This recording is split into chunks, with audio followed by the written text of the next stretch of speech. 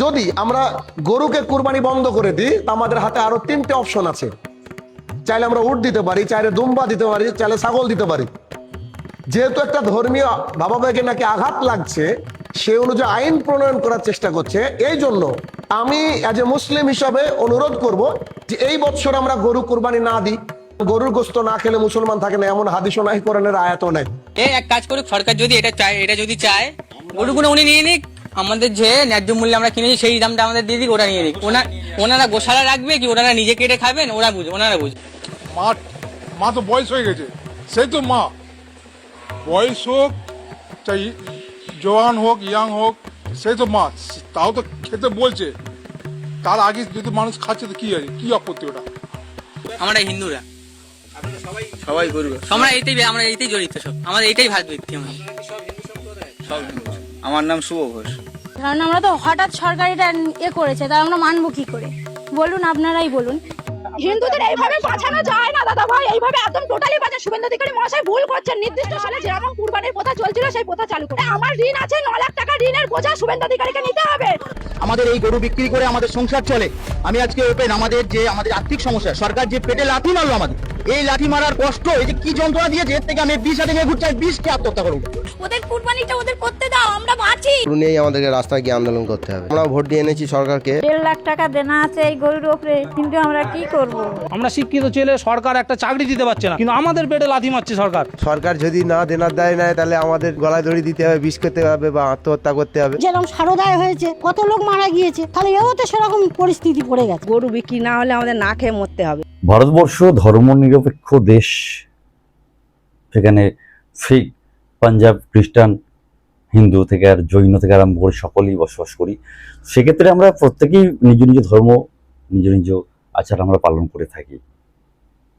কিন্তু বর্তমানে যে সমস্যাটা এখন সামনে এসে দাঁড়িয়েছে, নতুন সরকার আসবার পরে আমরা বিজেপি সরকারকে খুব আনন্দ করে নিয়ে এসেছি একটা পরিবর্তনের লক্ষ্যে। কারণ এর আগে ছিল শাসকের আইন, আর যেটা আমরা চেয়েছিলাম এখন হলো আইনের শাসন, যেটা খুব প্রয়োজন ছিল, আমরা অলরেডি পেয়ে গেছি। কিন্তু এই যে সিদ্ধান্তটা সরকার যেটা নিয়েছে, কিন্তু কোথাও বলেনি সরকার যে গোমাংস খাওয়া যাবে না, কোথাও কিন্তু বলেনি। হ্যাঁ, বলেছে যে যত্রতত্র যেখানে সেখানে গোহত্যা করা যাবে না, কিছু নির্দিষ্ট জায়গা আছে সেখান থেকে সরকারের অনুমতি নিয়ে সেটা করা যেতেই পারে। এই ধারণাটা অ্যাকচুয়ালি সবার কাছে ক্লিয়ার নয়, যে কারণে কিন্তু এই সমস্যাটা হচ্ছে বা একটা ভুল বোঝাবুঝি পরিস্থিতি তৈরি হয়ে চলেছে অলরেডি। যেখানে মুসলমান সম্প্রদায় বলছে, তাদের কিছু বিশিষ্ট মানুষ যারা বোঝেন একটু, তারা বলছেন আমরা খাবো না গোমাংস, আমাদের ওটা ছাড়াও আরো অপশন রয়েছে, দুম্বা রয়েছে, উট রয়েছে, ছাগল রয়েছে, কুরবানি দিতে হবে গরুর, এমন কিন্তু কোথাও নাকি বলা নেই। যেহেতু সরকার পরিবর্তন হয়েছে, বিভিন্ন নিয়ম নীতি তারা লাগু করতে শুরু করেছে। বহু পূর্বের একটা আইনকে বলবৎ করার চেষ্টা করছে পশ্চিমবঙ্গের বুকে, আর তা হলো গোমাতাকে হত্যা করা যাবে না। সোজা ভাষায় বলতে গেলে বোঝা যায় যে আমাদের মুসলমান সমাজের আর গরু কুরবানি দেওয়া যাবে না। এখন বলতে পারেন যে কই, ঘোষণা তো এমন আসেনি। না, ঘোষণাতে যা এসেছে তার প্রাথমিক অংশ এইটুকু যে একটা গরু যে 14 বছর পার হয়ে গেছে, অসুস্থ, যেটা সামাজিকভাবে কোনো কাজ করতে পারবে না, ডাক্তার যদি সার্টিফাইড করে যে এ আর চলবে না, তখন তাকে হত্যা করা যাবে তথা কুরবানি করা যাবে। কিন্তু আমাদের নিয়ম অনুযায়ী কুরবানির পশু হতে হবে সুস্থ, সবল, মোটা, তাজা। তার মানে ওই আইনের হিসাবটা এমনই যে আমরা আর গরু কুরবানি করতে পারবো না। তাহলে কুরবানির জন্য যে পশুগুলো সিলেকশন করেছেন মোহাম্মদ সাল্লাল্লাহু আলাইহি সাল্লাম, সেগুলোর মধ্যে ছিল উট, দুম্বা, গরু এবং ছাগল। তার মানে যদি আমরা গরুকে কুরবানি বন্ধ করে দিই, আমাদের হাতে আরো 3টে অপশন আছে। চাইলে আমরা উট দিতে পারি, চাইলে দুম্বা দিতে পারি, চাইলে ছাগল দিতে পারি।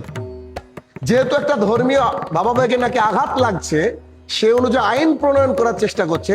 এই জন্য আমি অ্যাজ এ মুসলিম হিসাবে অনুরোধ করব যে এই বছর আমরা গরু কোরবানি না দিই। জানি অনেকের কষ্ট হবে, কেন? কারণ অনেকে গরু কিনে রেখেছে আগে থেকে। কিন্তু যেহেতু আইনকে আমাদেরকে সম্মান করতে হবে। মুসলিম সম্প্রদায়ের মানুষ তারা গোহত্যা করে, কিন্তু তাদের গোহত্যা করতে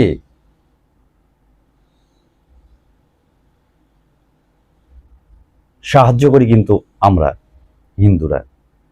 কেন বললাম কথাটা? কারণ গরুর হাটগুলো যেভাবে গরু বিক্রি হয়, কারা গরু বিক্রি করে? বেশিরভাগ হিন্দুরা। আমরা যারা গরুর ব্যবসা করে তারাই। হ্যাঁ, গরুর ব্যবসা দু রকম হয়। একটা গরুর দুধ থেকে ব্যবসা করা যায়, একটা সময় যখন তার দুধ দেওয়ার ক্ষমতা থাকে না বা দুধ দেয় না বা ভালো দাম পাওয়া যায়, তখন কিন্তু তাকে বিক্রি করা হয়। বিক্রি করা হয় কাকে? কোনো হিন্দু মানুষ নেয় না, খুব কম নেয় না, নয় খুব কম, কিন্তু ম্যাক্সিমাম ক্রেতা কিন্তু মুসলমানরাই, মুসলিমরাই। তাহলে আজকে আমরা গরুকে বলছি গোমাতা, তাহলে মা, সেই মাকে কিন্তু আমরা আবার বিক্রি করে দিচ্ছি। সরকারও বলছে গরুর 14 বছর বয়স হলে তারপর তাকে বিক্রি করে দাও।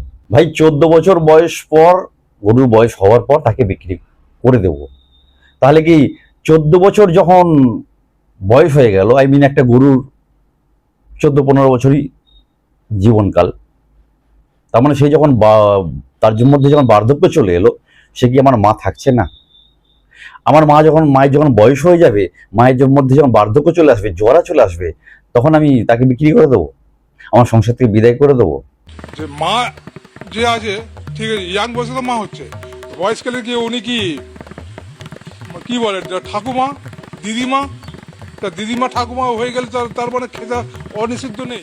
14 বছর গরু একটা বাঁচে না। আপনার গরু সার্টিফিকেট আছে? গরু কোনোদিন সার্টিফিকেট আসতে অবধি হয়েছে? দেখাতে পারবেন? সরকার তো তাই বলছে। যদি 14 বছরের সার্টিফিকেট কেউ এখনো দেখাতে পারেন, তাহলে আমরা তখন যখন কিনেছি, তাহলে সেখান থেকে আমাদের তাদের জন্ম সার্টিফিকেট। হ্যাঁ, এটাই আমরা চাইছি, যে এক কাজ করুক সরকার, যদি এটা যদি চায়, গরুগুলো উনি নিয়ে নিক, আমাদের যে ন্যায্য মূল্যে আমরা কিনেছি সেই দামটা আমাদের দিয়ে দিক, ওরা নিয়ে নিক। ওনারা গোশালা রাখবে কি ওনারা নিজে কেটে খাবেন, ওরা বুঝবে। এটা কেমন? এটাও ফেলবার মতো যুক্তি নয়, এটাও ফেলবার মতো যুক্তি নয়। কিছু মানুষ বলছে যারা গোপালক তার থেকেও বলবো বড় কথা হলো যারা গরুর ব্যবসা করেন, তারা বলছেন আমরা লক্ষ লক্ষ টাকা নিয়ে গরুর ব্যবসা করি। কিসের ব্যবসা? দুধ দেওয়ার জন্য না, শুধু দুধ খাওয়ার জন্য না, সেই গোমাতাকে বিক্রি করার জন্য। কার কাছে? একজন মুসলিম ভাইয়ের কাছে। তাই আমি জেনে শুনে বিক্রি করছি যে আমার এই পোষ্যটাকে, যাকে আমি এতদিন পুষলাম, লালন পালন করলাম, যার দুধ খেলাম, যার দুধ বিক্রি করলাম, জেনে শুনে বিক্রি করলাম। কি জেনে শুনে? তাকে কুরবানি করা হবে, জবাই করা হবে। হিন্দুদের এইভাবে বাঁচানো যায় না দাদা ভাই, এইভাবে একদম টোটালি বাঁচা। শুভেন্দু অধিকারী মহাশয় ভুল করছেন। নির্দিষ্ট সালে যেরকম কুরবানির প্রথা চলছিল সেই প্রথা চালু করে। আমার ঋণ আছে 9 লাখ টাকা, ঋণের বোঝা শুভেন্দু অধিকারীকে নিতে হবে। কুরবানির নিয়ম বন্ধ করেছে, মানছি না, মানব না। মানছি না। রাজ্য সরকার কুরবানির নিয়ম বন্ধ করেছে, মানছি না, মানব না। মানছি না, মানব না। নাহলে আমার স্বামী সুইসাইড করবে বলছে, সন্তান অনাথ হবে, কিভাবে চালাবো? আমি তো মেয়ে মানুষ, আমার কি বাইরে যাওয়ার ক্ষমতা আছে? আমি কি ইনকাম করবো? রেখা পাত্র দিদি ভাই যে কথা বলছে যে গরু যে 14 বছর বয়সীকে কুরবানি দিতে হবে, এ কথা তো এতদিন ছিল না। মাত্র 15 দিন ক্ষমতায় এসে আজকে নতুন নতুন নিয়ম, নতুন নতুন কথা চালু করছে। এই নিয়ম তো নেই, মানুষের জীবনের গ্যারান্টি নেই। তাহলে গরুর 14 বছর জীবনের গ্যারান্টি আমরা কিভাবে নেব? শুধু তো গরুকে খাওয়ালে আর গরুকে দুধ বিক্রি করলে তো আমাদের সংসার চলবে না। কুরবানির কথা ছিল বলে গরু তুলতাম, গরু পুষতাম। এখন যদি এই নিয়ম চালু হয়, তাহলে মোদি আমাদের খাটালে গরু তুলে দিক, তারপরে আমরা সেই গরুকে মোদি খাওয়ানোর পয়সা দেবে, আমাদের দেখাশোনা করার পয়সা দেবে, তাহলে গোমাতাকে সেই 14 বছর বয়স পর্যন্ত আমরা রেখে দিতে পারবো। বলছে নাকি বিষ খেয়ে মরতে হবে, আত্মহত্যা করতে হবে সমস্ত ফ্যামিলিকে, সবাইকে।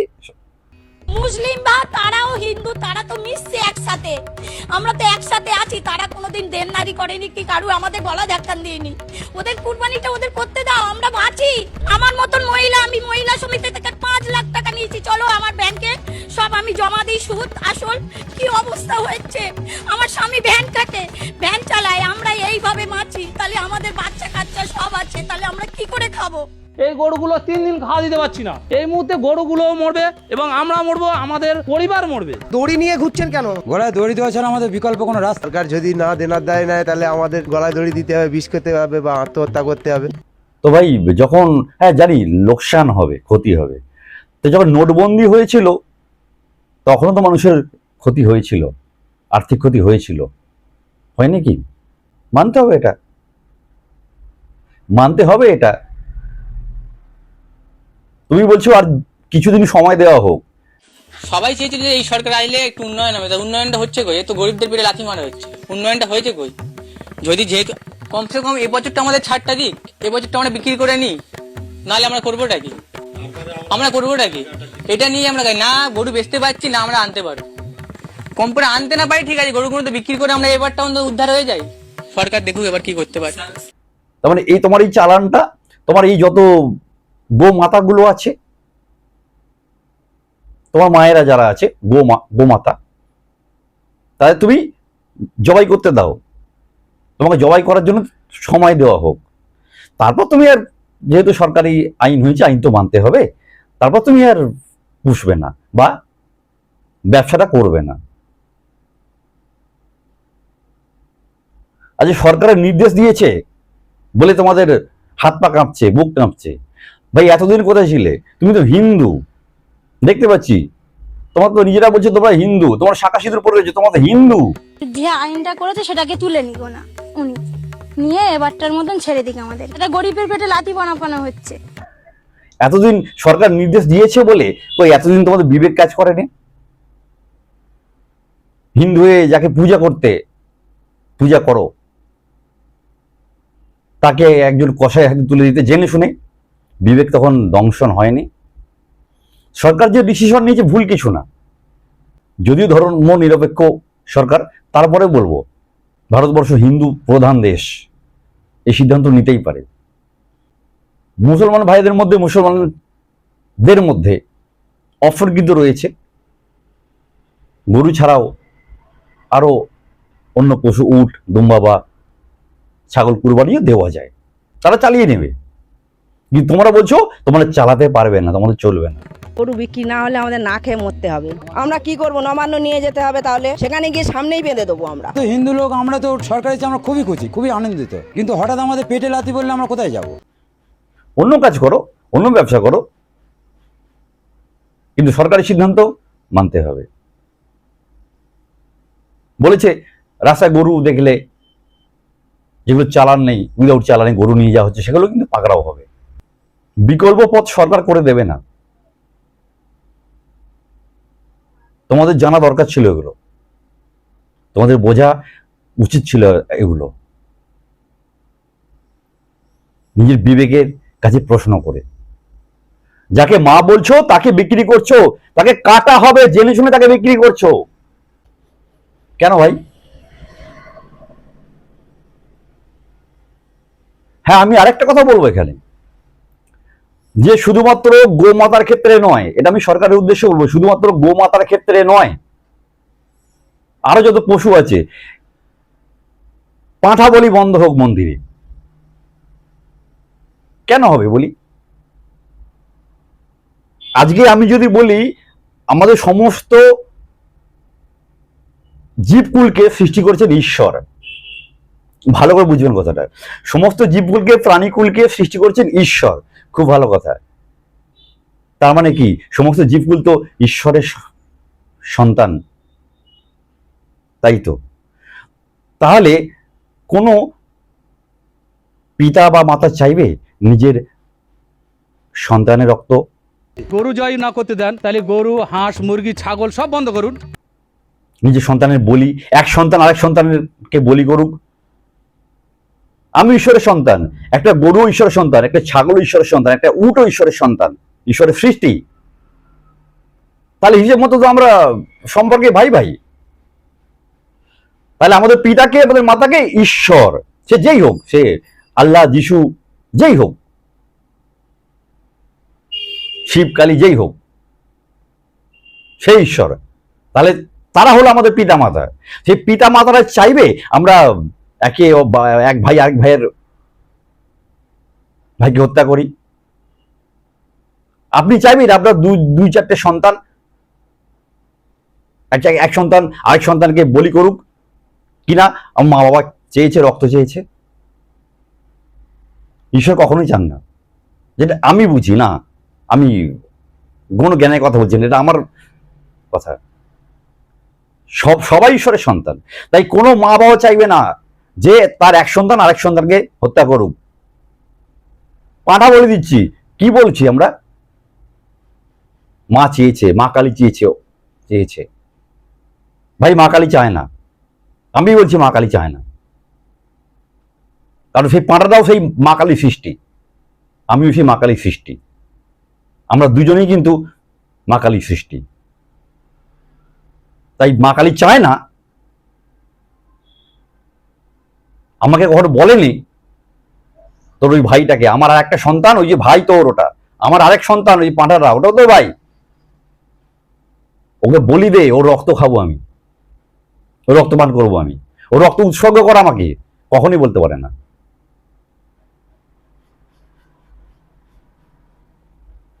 তাই বলবো, সরকারকে বলবো আমি, যে সমস্ত প্রথা, শুধু মুসলমানদের মধ্যে গো হত্যা নয়, সমস্ত প্রাণী হত্যা বন্ধ করা হোক। হিন্দুদের মধ্যে বলি প্রথা বন্ধ করা হোক। বলি মিন্স পশু বলি, অপশন আছে তো, আমরা কুমড়ো বলি দিতে পারি, আমরা অন্যান্য সবজি বলি দিতে পারি, করি না উৎসর্গ? তা না হলে এই ডিবেট থামবে না। হয়তো আগামী দিনে সমাজে একটা দাঙ্গা মারামারি জায়গা চলে আসতে পারে। তাই ইমিডিয়েট বলবো, আমি সরকারের কাছে হাত জোড় করে অনুরোধ করবো, ইমিডিয়েট যেমন মুসলমানদের মধ্যে যদি ওই প্রথাটা সম্পূর্ণ বন্ধ করা হয়। কারণ মুসলমানরা যখন বলছে যে 14 বছর, সরকার যেটা বলছে 14 বছর একটা গরুর বয়স হলে তাকে কুরবানি দেওয়া যাবে। মুসলমানরা বলছে 14 বছর বয়স হয়ে গেলে একটা গরু সে জরাজীর্ণ হয়ে যায়, অসুস্থ হয়ে যায়, তার বয়স হয়ে যায়, সেগুলো নাকি তাদের কুরবানি দেওয়া যায় না, তাদের কুরবানি দিতে হয় একটা সুস্থ সবল গরুকে। সুতরাং ওদের কথায় এক প্রকার নিষিদ্ধই করা হলো গোহত্যা। ভালো কথা। তাহলে আমি বলবো হিন্দুদের মধ্যে বলি প্রথাও বন্ধ হোক, কোনো জীব হত্যাই বন্ধ হোক। অনেকে বলবে তাহলে মাছ খাই আমরা, সেটাও তো, তার মধ্যে প্রাণ আছে, সেও একটা জীব, সেটাও তাহলে বন্ধ করা উচিত। প্রয়োজন হলে সেটা করতে হবে। কিন্তু এইগুলো যদি করা যায়, আবার একটা অন্য ব্যাপার এখানে চলে আসবে। সেটা কি সবাই জানেন আপনারা, যে একসময় টিএমসি বলেছিল, তৃণমূল বলেছিল যে বিজেপি এলে মাছ মাংস বন্ধ হয়ে যাবে। সেই দিকটা কিন্তু আবার চলে আসবে সামনে। আমার কথা শুনে ভাববেন না যে আমি বিজেপি বিরুদ্ধে কথা বলছি, না, আমি বিজেপির হয়ে প্রচার করি। হ্যাঁ, ইউটিউবে হয়তো এই প্রথম একটা ভিডিও, রাজনৈতিক পারপাস একটা ভিডিও, এই ধরনের ভিডিও আমি কিন্তু কখনো করিনি, এই প্রথম। কিন্তু আমার ফেসবুকে গেলে দেখতে পাবেন আমি কিন্তু বিজেপিকে সাপোর্ট করি, বিজেপির নিয়মগুলো ভালো লাগে। আর আমিও পরিবর্তন চেয়েছিলাম এই জঙ্গলরাজ থেকে, তাই আমি বিজেপিকে সাপোর্ট করে এসেছি অনেক আগে থেকেই। আমার সেটা ফেসবুক ঘাঁটলে দেখতে পাবেন, আমার ফেসবুক নাম আছে অতনু চক্রবর্তী, আপনি সার্চ করে দেখে নিতে পারেন। কারো পক্ষ নিয়ে কথা বলছি না, মনে হলো এগুলো বলা দরকার, মনে হলো এই নিয়ে একটা ভিডিও করা দরকার। যদি আমার এই ভিডিও থেকে, আমার সামান্য একটু জ্ঞান থেকে যদি মানুষের মধ্যে একটু পরিবর্তন হয়, যদি অশান্তি না হয়, যদি সুষ্ঠু সমাজ, যেটা বিজেপি চেয়েছে, রামরাজ্য মানে ভালো রাজ্য, সেটা হয়, তার জন্যই আমার এই প্রয়াস। তো যদি আপনার কোনো গুরুত্বপূর্ণ মতামত থাকে আপনি অবশ্যই কমেন্টে লিখুন, তবে কোনো খারাপ মন্তব্য করবেন না। আজ এখানে শেষ করছি, সকলে ভালো থাকবেন। জয় হিন্দ, বন্দে মাতরম।